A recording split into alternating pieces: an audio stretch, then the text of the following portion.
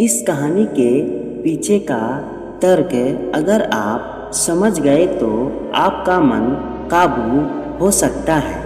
पहली बार जब इस कहानी को मैंने पढ़ा तो मुझे इसका तर्क समझ नहीं आया, लेकिन इसका भाव प्रेरणादायी है। एक बार महात्मा बुद्ध किसी नगर से गुजर रहे थे।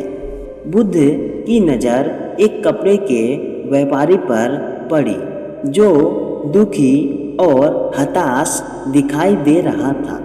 बुद्ध चलकर उनके पास गए और पूछा कि हे भंते, तुम इतना उदास क्यों हो?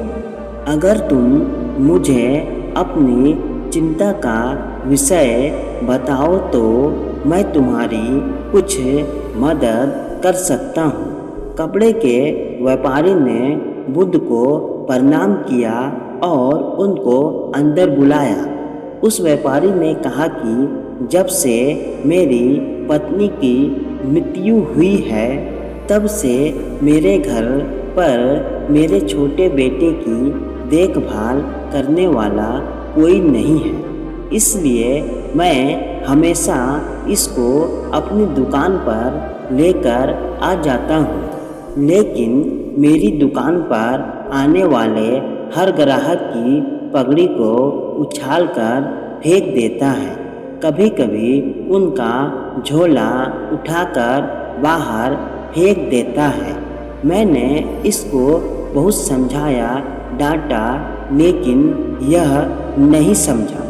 इसकी इस हरकतों की वजह से मेरे सारे ग्राहक खुद को अपमानित मानकर वापस चले जाते हैं। बुद्ध बोले, मैं तुम्हारी सहायता कर सकता हूँ, पर तुम मुझे वचन दो कि मैं जो भी करूँगा तुम उसमें दखल अंदाजी नहीं करोगे, ना ही कोई प्रश्न करोगे। व्यापारी बुद्ध को वचन दे देता है।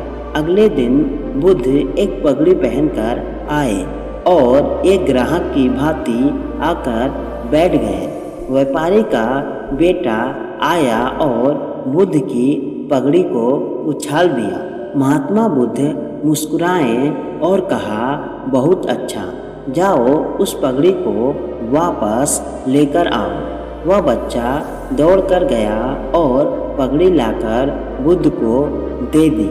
अगले दिन बुद्ध एक कुल्हाड़ी और एक लकड़ी लेकर आए। उस लड़के ने फिर से उस पगड़ी को उछाल दी। बुद्ध ने उस लड़के को कुल्हाड़ी और लकड़ी दी और कहा, जाओ इस लकड़ी को काटो।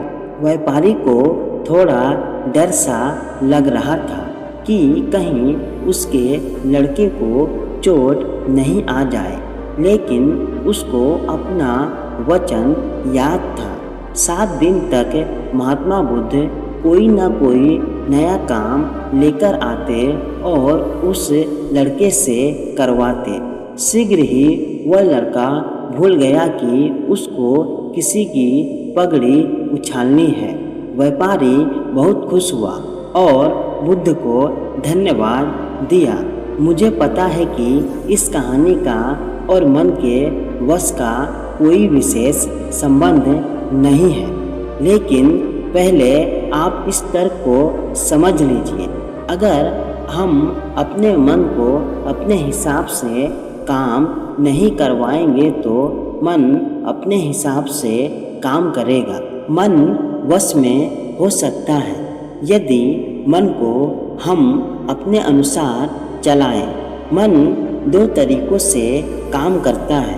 पहला, मन अपने हिसाब से काम कर सकता है, या दूसरा, मन को हम अपने हिसाब से काम करवा सकते हैं। बुद्ध से मिलने से पहले उस लड़के का मन और दिमाग अपने हिसाब से अनियंत्रित रूप से काम कर रहा था, लेकिन बुद्ध ने उस लड़के को अपने अनुसार काम करवाए, जिससे उसकी आदत ही बदल गई।